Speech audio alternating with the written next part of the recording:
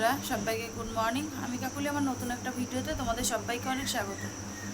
তো উঠেছি অনেক সকালে, উঠে কাজকর্ম সারলাম, চা নিয়ে বসেছি। শরীরটা ভালো লাগছে না, একটা ঝিমনে ঝিমনে ভাব, গা হাত পা ভীষণ ব্যথা, একদম শরীরে কোনো এনার্জি পাচ্ছি না, কাজ করতেও ইচ্ছা করছে না।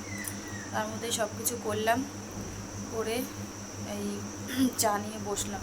এদিকে ভাত আর ডালটা বসিয়ে দিয়ে আসলাম। আর বড় ছেলে গেছে মাঠে খেলতে, ছোট ছেলে আমার সাথে চা খাচ্ছে এই যে। আর তোমাদের দাদাভাই তো কালকে রাতে আবার বেরিয়ে গেছে। এই বিকেলবেলা তখন কটা বাজে, 5টা কি 4টে হবে এরকম, 5টায়, 5:45 নাগাদ ঢুকলো।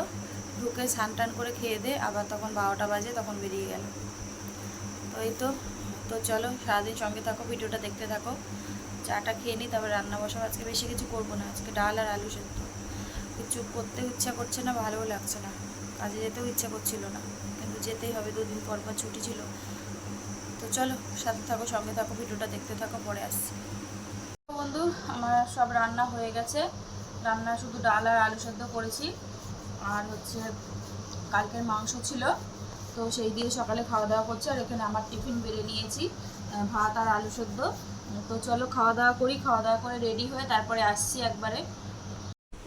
তো সকালে খাওয়া দাওয়া করে রেডি হয়ে গেছি, তো এখন যাব হচ্ছে স্টেশনে।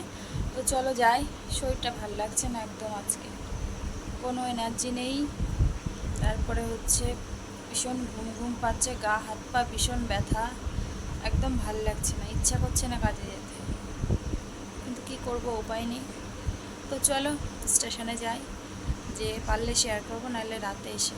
তো চলো আজকে মতো স্টেশনে যাই, যেয়ে দেখা হচ্ছে। হ্যালো বন্ধুরা,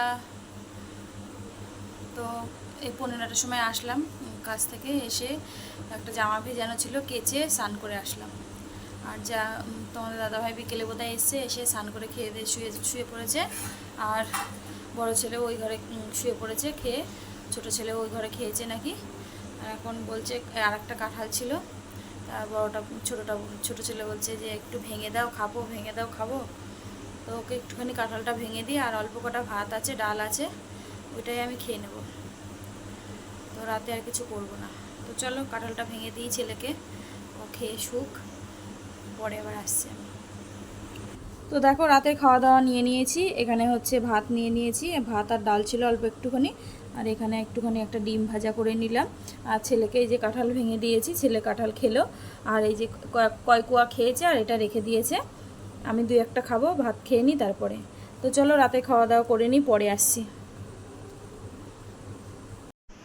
তো খাওয়া দাওয়া হয়ে গেছে, চলো ভিডিওটা আজকের মতন এখানেই শেষ করছি। সবাই ভালো থেকো, সুস্থ থেকো, আগামীকাল নতুন একটা ভিডিওর সাথে দেখা হচ্ছে।